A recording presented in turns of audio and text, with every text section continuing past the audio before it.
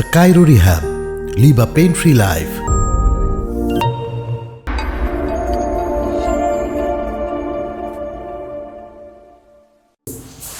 নমস্কার, আমি ডক্টর অরূপ কপাট, কায়রো রিহ্যাবে আপনাদের স্বাগতম।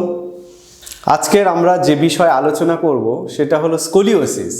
স্কোলিওসিস এখন খুব কমন প্রবলেম। স্কোলিওসিস দু ধরনের হয়, একটা হচ্ছে স্ট্রাকচারাল স্কোলিওসিস আর একটা হচ্ছে ফাংশনাল স্কোলিওসিস। স্ট্রাকচারাল কি, যেটা জন্মগত থেকে স্পাইনটা বেঁকে যায়, যে জন্মগত কারো স্পাইনটা ল্যাটারাল কার্ভেচার হয়ে যায়, সাইড ভাবে এইরকমভাবে বেঁকে যায়, সেটা হচ্ছে স্ট্রাকচারাল। ফাংশনাল কি, ফাংশনাল হচ্ছে সেটাও ল্যাটারাল কার্ভেচার, কিন্তু সেটা জন্মগত নয়। কিভাবে? যে আপনার ডিউ টু ব্যাড পশ্চার, কেউ হয়তো বসছেন, সাইডভাবে বসে কাজ করছেন ল্যাটারাল কার্ভেচার করে, দীর্ঘদিন এই কাজ করার জন্য স্পাইনটা ল্যাটারালি বাঁ দিকে কিংবা ডান দিকে বেঁকে যাচ্ছে, সেটার জন্য তখন স্কোলিওসিসটা ডেভেলপ করছে। আমরা আজকে আপনাদের দেখাবো একটা এক্স-রে যেটাতে স্কোলিওসিস ডেভেলপ করেছে। অলরেডি অপারেশন করে কারেকশন করার চেষ্টা হয়েছিল, কিন্তু এখনও তার ফাংশনাল স্কোলিওসিস এখনও আছে। এই দেখুন স্কোলিওসিস, এটা রাইট সাইডে বেন্ড হয়ে গেছে, সাইড লাইন। সাপোজ এটা একটা নর্মাল হিউম্যান বডি, এটা সাইডভাবে এইভাবে বেঁকে গেছে।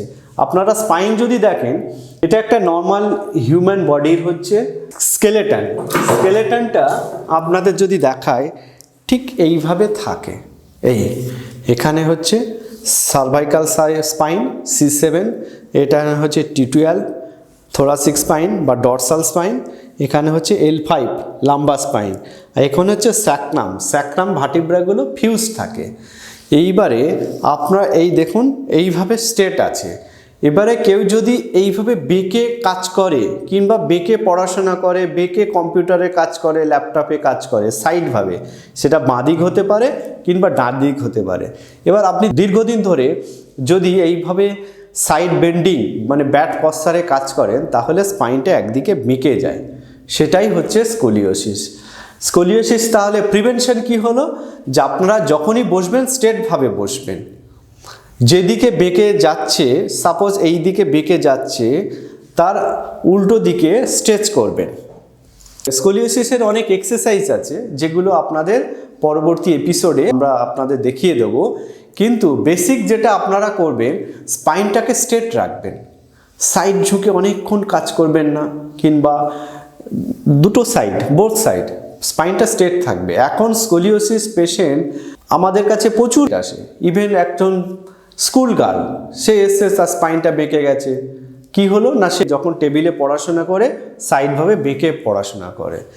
এইটাই আপনাদের একটাই অনুরোধ কিংবা আপনার একটাই সাজেশান, যে আপনারা যখনই বসবেন স্পাইনটাকে স্ট্রেটভাবে বসবেন, তা না হলে আপনাদের স্পাইনটা এইভাবে ল্যাটারাল কার্ভেচার বেঁকে যাবে, তখন আপনাদের সার্জারিও করতে হতে পারে। স্পাইনটা একদিকে বেঁকে গেলে টোটাল লাং ক্যাপাসিটিটা কমে যাবে, লাংসটা ছোট হয়ে যায়, সেক্ষেত্রে respiratory distress, COPD, lung infection সেগুলো হতে পারে। স্কোলিওসিসের মেন ট্রিটমেন্ট হলো এক্সারসাইজ। আমরা পরের কোনো এপিসোডে আপনাদের দেখিয়ে দেবো কি কি এক্সারসাইজ হয়। বেসিক জিনিসটা আপনাদের মনে রাখতে হবে, স্পাইনটা স্ট্রেট থাকতে হবে, বডিটাকে স্ট্রেট রাখতে হবে। পশ্চার কারেকশন, স্কোলিওসিসের মেন ট্রিটমেন্ট পশ্চার কারেকশন। আপনার পশ্চার যদি কারেকশন করেন, সেটা ফাংশনাল স্কোলিওসিসের জন্য এটা ঠিক হয়ে যাবে। স্ট্রাকচারাল স্কোলিওসিসের আপনাদের কোনো সার্জনের পরামর্শ নিতে হবে, কিংবা কত ডিগ্রি বেন্ড হয়েছে সেটা আপনাদের দেখতে হবে, কতদিন ধরে। যদি কনজেনিটাল হয় সেক্ষেত্রে আপনাদের কোনো সার্জনের পরামর্শ নিতে হতে পারে, কিন্তু স্ট্রাকচারাল স্কোলিওসিস সেটা সম্পূর্ণ curable. The Cairo Rehab. Live a pain-free life.